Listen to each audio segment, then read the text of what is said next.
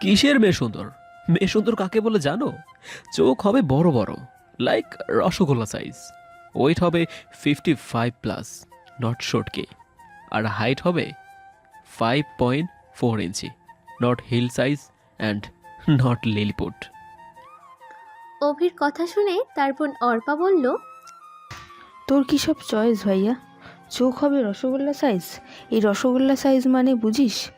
চুরির মতো গোল গোল। বলবি হরিণী চোখ দরকার। আর ওয়েট হবে 55। গালে হাত দিয়ে গাল হা করে বলল অর্পা। এরপর আবার বলল, এখন তো মেয়েদের ওয়েট 45 থেকে 50-এর মধ্যেই খোঁজে মানুষ, আর তুই কিনা আগে বাগেই হাতির বাচ্চা চাইছিস। কি রুচি রে তোর! তোর রুচিশীলতা লাজবাব। ঠোঁট উল্টিয়ে বলল অভি। তারপর ধমকে বলল, এই, তুই চুপ যা।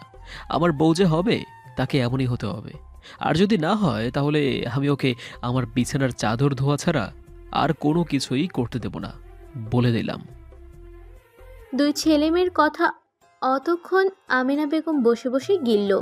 এরপর অভিকে বলল, তুই বিয়ে না করার ফন্দি বাদ দে, আগে মেয়ে দেখ, তারপর বকবক কর।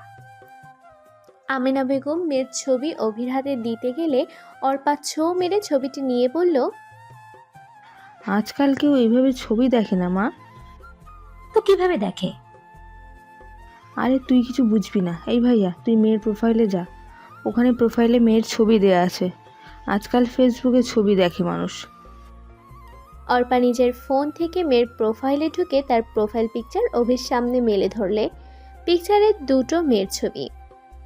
একজন কিসিং স্টাইলের ঠোঁট চোখা করে আছে, অন্যটা এক চোখ টিপে চোখ মারার স্টাইলে আছে। অভি অর্পার দিকে চোখ গরম করে তাকালো, বলল, এই দুই অটিস্টিকের মধ্যে মেয়ে কোনটা? অর্পা হাসতে হাসতে বলল, চোখ লির করে আছে যে। অভি ভালো করে তাকিয়ে দেখে বলল, আর পাশেরটা নিশ্চয়ই মেয়ের বান্ধবী। আমি দেখেছি, সব সময় পাত্রীর থেকে পাত্রীর বোন অথবা বান্ধবীর চেহারা বেশি সুন্দর হয়। এই ক্ষেত্রেও তাই। কি বলছিস তুই? মেয়ের থেকে মেয়ের বান্ধবীকে বেশি ভালো লাগলো তোর? অবশ্যই। দেখ, আমি যেমনটা যেমনটা চেয়েছি তার সবটাই মেয়ের বান্ধবীর মধ্যে। চোখ দুটো কি সুন্দর, রসগোল্লার মতো।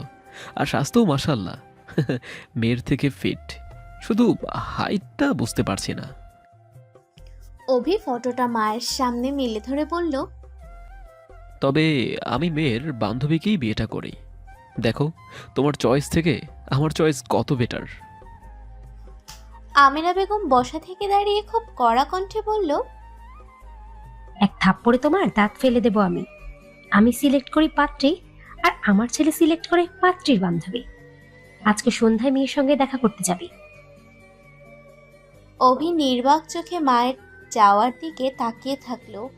সন্ধ্যা 7টায় মেয়ের সঙ্গে দেখা করতে যাওয়ার কথা। সেখানে 6টায় মেয়ের নাম্বারে ফোন করলো অভি। ফোনটা মধুর বদলে স্মিতা রিসিভ করলো। স্মিতার চিকন কণ্ঠে হ্যালো শুনে অভি 2 সেকেন্ড চুপ থেকে বলল, দেখুন, আপনি মাধু না জাদু জানি না, আপনার সঙ্গে আমার দেখা করার কথা ছিল সন্ধ্যা 7টায়, কারণ ওই সময় আমার অফিস থেকে বের হওয়ার কথা ছিল। কিন্তু অতি এক্সাইটমেন্টের চোটে এখনই বের হয়ে এসেছি। তো আমি ধানমন্ডি রেস্টুরেন্টে আছি, আপনারাও চলে আসুন। স্মিতা একটু থতমত খেয়ে গেল অভির কথা শুনে। ভেবেছিল বান্ধবীর হবু বরের সঙ্গে একটু জমিয়ে মজা নেবে, কিন্তু বান্ধবীর হবু বরের কথাবার্তা শুনে গলা শুকিয়ে কাঠ। স্মিতা বলল, আচ্ছা আসছে। অভি ফোনটা কেটে দিতেই মধু বলল, ব্যাটা কি বললো যা শুনে তুই আচ্ছা আসছে বললি? আমাদের এক্ষুনি বের হতে বলল। উনি অতি এক্সাইটমেন্টের চোটে অফিস থেকে এক্ষুনি বেরিয়ে এসেছে। কি ছেলে রে বাবা! বাট ওয়েট, আমাদের যেতে বললো মানে? ও কি বলেছে আপনারা আসুন? আরে আমিও তো সেটাই ভাবছি, উনি জানলো কি করে যে আমি তোর সঙ্গে যাব? আর আমি তো নিজের পরিচয়ই দেইনি। দেওয়ার আগেই মাধু না জাদু বলে কথা বলা শুরু করে দিল। কি মানে আমার নামকে ভেঙানো? অভির পৌঁছানোর পূর্বেই মাধু আর স্মিতা রেস্টুরেন্টে ঢুকে গেল। একদম কর্নারে গিয়ে বসলো ওরা দুজন। ওদের আসার 5 মিনিট পরে অভি এলো। খুঁজতে খুঁজতে ওদের কর্নারে পেয়ে অভির মেজাজ গেল চোটে। কোনো ভদ্রতা ছাড়াই অভি স্মিতার পাশে গিয়ে বসলো। স্মিতার সিনক্রেটের আগে অভি শার্টের কলার থেকে টাই লুজ করতে করতে বলল, খামোখা না শুনে না জেনে আগেই ত্রিং ব্রিং করবেন না। আমিই অভি। কথাটা বলে গলা থেকে টাইটা একদম খুলেই ফেলল। মাধু অভির কাণ্ড কারখানা দেখে থ বনে চেয়ে আছে। স্মিতার চোখ তো রসগোল্লার সাইজ থেকে রাজভোগের সাইজে রূপান্তরিত হয়েছে। অভি রেস্টুরেন্টে ঢুকে স্মিতাকেই আগে দেখতে পায়, আর মধুকে সে পেছনে থেকে দেখে। অভি শার্টের দুটো বোতাম ছেড়ে দিয়ে স্মিতার দিকে তাকালো। সরি ম্যাম, আসলে আমি গরম, মানে একদম গরম সহ্যই করতে পারি না। তাই যেখানে যে অবস্থায় থাকি না কেন, গরম লাগলে আগে নিজেকে মুক্ত করি। স্মিতার ঠোঁটে লাল লিপস্টিক দেখে অভির গা কেমন ঘিন ঘিন করে উঠল। ওকে বলল, ম্যাম, আপনি এই গরমে রাঙাচোঙা ভারী লিপস্টিক কিভাবে পরে আছেন? আপনার গরম লাগছে না ঠোঁটে? স্মিতা বা মধু কোনো জবাব দিল না। স্মিতা একদম এক কোণে পাথর হয়ে বসে আছে। অভি আবার বলল, আর আপনারা এত জায়গা থাকতে এই চিপার মধ্যে বসেছেন কেন? হ্যাঁ, আমি কি আপনাদের বিএফ নাকি যে চুপি চুপি এক কোণে বসে হাত ধরাধরি ঝাপ্পি টাপ্পি কিসিং টিসিং করে বিদায় নেব? মাধু আর চুপ থাকতে পারল না অভির ব্যবহারে। অভি আসার আগে দুটো কফি অর্ডার করেছিল ওরা দুজন।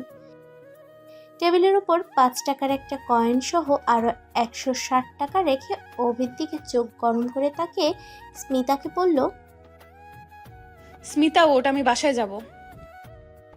টেবিলে কয়েন রাখার আওয়াজ পেয়ে অভি এত সময় মাধুর দিকে তাকালো।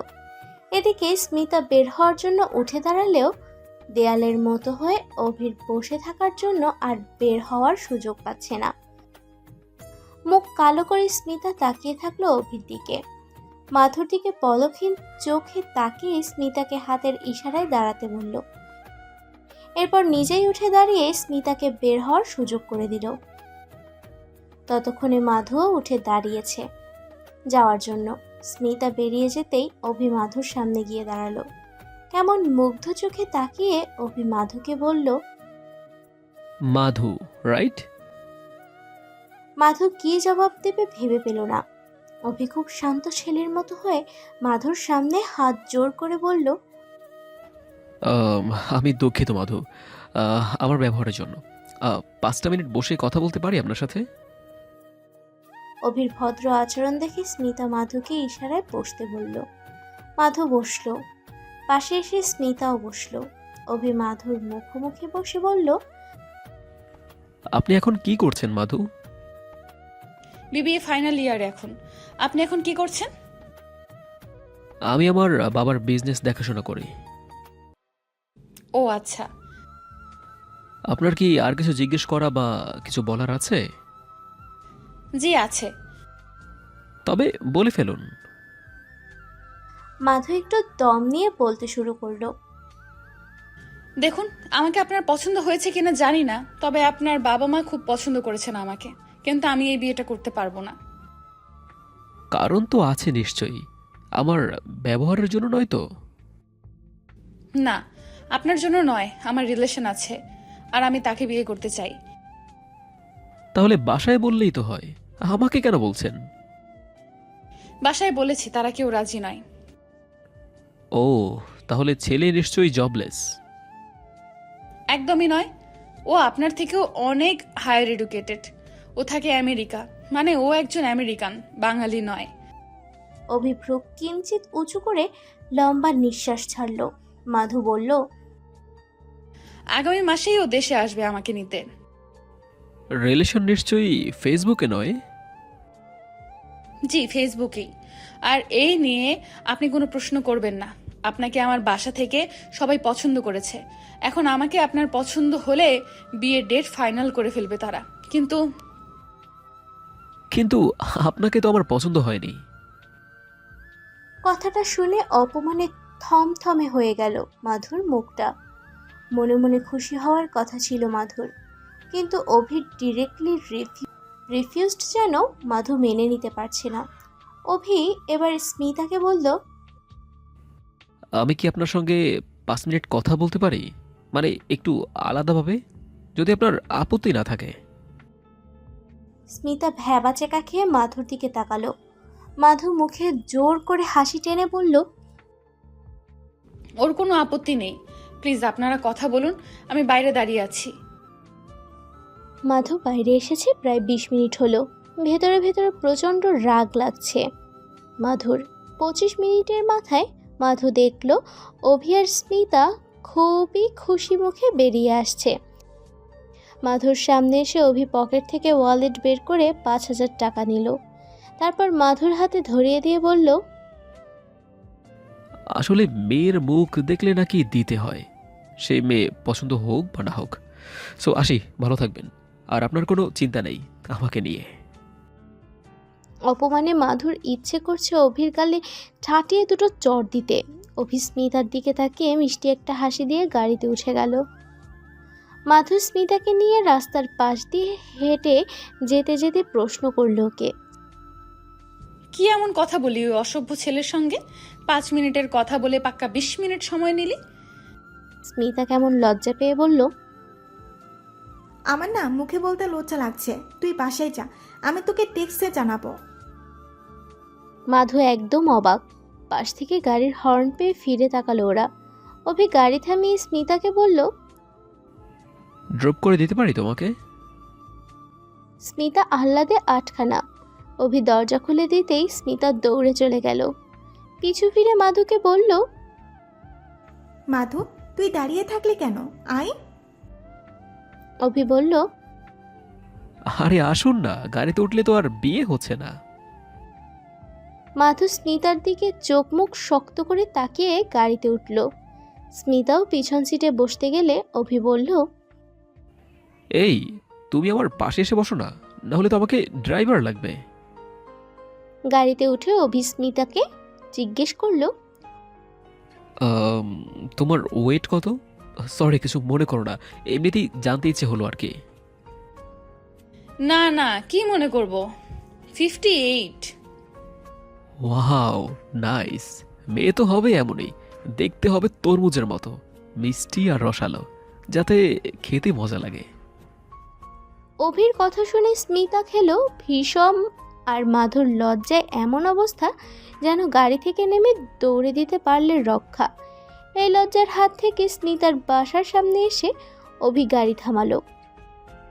গাড়ি থেকে নামার পূর্বে অভি স্মিতাকে বলল, খুব শীঘ্রই তোমার বাসার লোককে আমি ইনভাইট করব। কথাটি শুনে মাধু ফিরে তাকালো অভির দিকে। এইটুকু সময়ের মধ্যে বিয়ের কথাবার্তাও ফাইনাল হয়ে গেল নাকি। স্মিতা মুচকি হেসে গাড়ি থেকে নামলে মাধুও নেমে দাঁড়ালো। অভি বলল, আমি যতদূর জানি আপনার বাসা এখানে নয়। মাধু বলল, আমি এখান থেকে নিজেই চলে যেতে পারবো। স্মিতার দিকে আর চোখে তাকালো অভি। স্মিতা মাধুকে বলল, আরে তুই এতখানি পথ একা চাপি কেন? ও পৌঁছে দেবে তোকে। মাধু অবাক চোখে তাকালো স্মিতার দিকে। এইটুকু সময়ের মধ্যে ওতে পরিণত হয়ে গেছে দুজনের সম্পর্ক। মাধু ভদ্রতার খাতিরে অভির গাড়িতে গিয়ে বসলো আবার। তবে অভির এবার মাধুকে পেছনে বসতে দিল না, তার পাশের সিটে এসে বসলো মাধু। রাস্তার মাঝে এসে ওরা দেখলো কয়েকজন মিলে গাড়ি ভাঙচুর করছে আর তাদের স্ল্যাং দিচ্ছে। ওদের গাড়ি ভাঙচুর করার সাংঘাতিক অবস্থা দেখে মাধু ভয়ে অভির বাহু চেপে ধরে বলল, আপনি গাড়ি ঘুরান প্লিজ। নিশ্চয়ই কোনো কারণে এই জনগণ খেপেছে। আপনার গাড়িও রক্ষা পাবে না, আর আমরাও না। অভি হালকা হেসে মাধুর মাথাটা টেনে নিজের কাঁধে শুইয়ে দিল। মাধু অভির ওই কাজটা নেগেটিভলি নিয়ে ওর কাঁধ থেকে মাথা উঠিয়ে নিল। এটা কি ধরনের অসভ্যতামি করছেন আপনি? অসভ্যতামি এটাকে বলে না, আমি এখন পরিস্থিতি সামলানোর চেষ্টায় আছি। বলেই অভি আবার ওর মাথাটা নিজের কাঁধে টেনে নিল আর বলল, চুপচাপ আমার হাত জড়িয়ে ধরে চোখ বন্ধ করে রাখুন। অভি গাড়িটা ধীর গতিতে যখন সামনে এগিয়ে নিয়ে গেল তখন 4টা ছেলে হাতে স্টিক নিয়ে এগিয়ে এলো। অভি জানালা দিয়ে মাথাটা বের করে ওদের কাছে অনুরোধের সুরে বলল, বউ খুবই অসুস্থ, প্রেগনেন্ট, একটু কনসিডার করুন ভাই। ছেলেগুলো অভির কথা বিশ্বাস করে নিল। যখন দেখলো মাধু অভির কাঁধে মাথা রেখে পড়ে আছে, ওকে ছেড়ে দিল তারা। খানিকটা দূরে গিয়ে মাধু মাথা তুলে রাগ করে বলল, কি বললেন আপনি ওদের?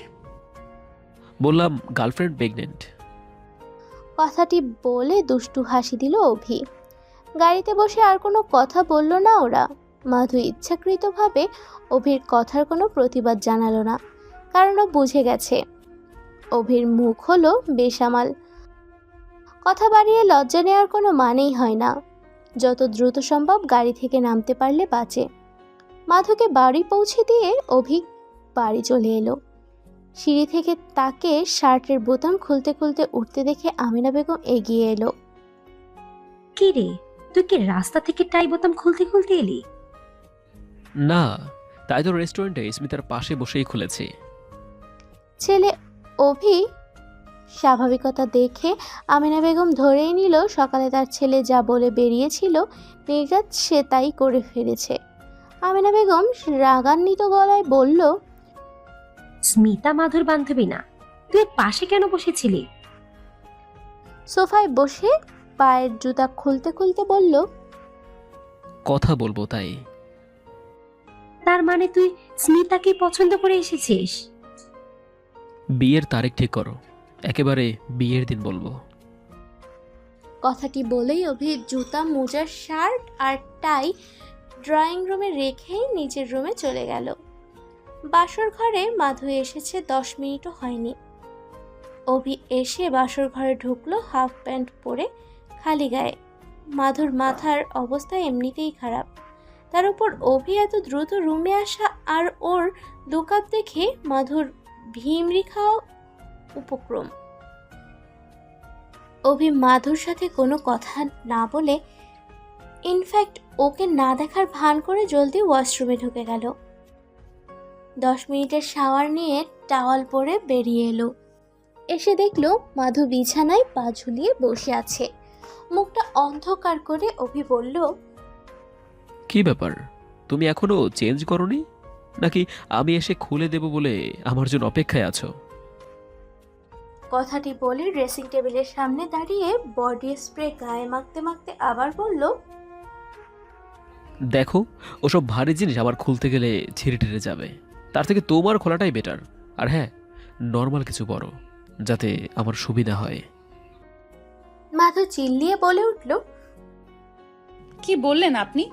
আমি আপনার মতো এত লুচ্চা ছেলে আমার জীবনেও দেখিনি। অভি মাধুর কাছে এগিয়ে এসে কানের কাছে মুখ নিয়ে বলল, যে ছেলের মাঝে লুচ্চামি নেই তাকে ছেলে বলে না। মাধু দূরে সরে এসে বলল, আপনি থামুন, আপনি মিথ্যা কেন বললেন? কখন বললাম? আপনি বলেননি আপনি আমাকে বিয়ে করবেন না? বলেছিলাম নাকি? না না, আমি এই কথা কখনোই বলিনি যে আমি তোমাকে বিয়ে করব না। আমি বলেছিলাম আমাকে নিয়ে তুমি একদম ভাববে না। তার অর্থ কি এটা যে আমি বিয়ে করব না? আপনি তো স্মিতাকে পছন্দ করেছিলেন। করেছিলাম, শালিকা বলে কথা। আর শোনো, এত প্যাচ প্যাচ করো না। 5,000 টাকা দিয়ে মুখ দেখেছি, বুঝলে? টাকা দিয়ে মুখ দেখবো আমি আর বিয়ে করবো ওই সাদা গরু? ও ভালো কথা, তুমি একবার তোমার আইডিতে ঢোকো তো। কেন? আরে ঢোকো আগে। ওহো, তোমার আইডি তো হ্যাক হয়েছে না? আপনি কি করে জানলেন? তাহলে আপনি... হ্যাঁ রে ভাই, আমি। অভি মাধুর আইডি লগ ইন করে ফোনটা ওর হাতে দিল। মাধু দেখলো ওর বয়ফ্রেন্ড গত 3 দিন আগে বিয়ে করে ওয়েডিং ফটো অ্যাড করেছে ফেসবুকে। অভি ওর কাছে এসে এগিয়ে বলল, এসব বাল ছেলেদের জন্য আবেগ ক্ষয় না করে আমাকে সন্তুষ্ট করার কাজ করো জলদি। 2 মিনিটের মধ্যেই মাধু মাথা ঘুরে অভির গায়ের ওপর পড়ল। 15 মিনিট পর মাধু শুয়ে আছে অভির কোলের ওপর। জ্ঞান ফিরে তাকিয়ে দেখল অভি পা মেলে বসে ডায়েরিতে কি যেন লেখালেখি করছে। অভির কোল থেকে দ্রুত উঠে বসল। নিজের নগ্ন সাদা পা দেখে মাধুর চোখ ছানা পড়া। ও অভির মতো একটা হাফ প্যান্ট আর একটা টি শার্ট পরে আছে সে। অভি ডায়েরির লেখাটা শেষ করে মাধুর দিকে তাকালো। মাধু মুখ একদম প্যাঁচার মতো করে তাকিয়ে আছে ওর দিকে। তারপর চিৎকার করে অভিকে বলল, আপনি এটা কিভাবে করতে পারলেন? অভি বলল, ডিটেলসে বলবো? আচ্ছা বলছি। প্রথমে তোমাকে বিছানায় শোয়ালাম, তারপর শাড়িটাতে আটকানো পিন, ব্রুজ, সিপটিকিন এগুলো খোলার অত ধৈর্য ছিল না আমার, তাই টান দিয়ে ছিঁড়েই ফেললাম শাড়িটা। ছিঁড়তে অবশ্য ভালোই লেগেছে, কুচিগুলো খুলতে বেশি ভালো লাগলো। এরপর ব্যাস। ধন্যবাদ দিতে হবে না, ইটস মাই প্লেজার।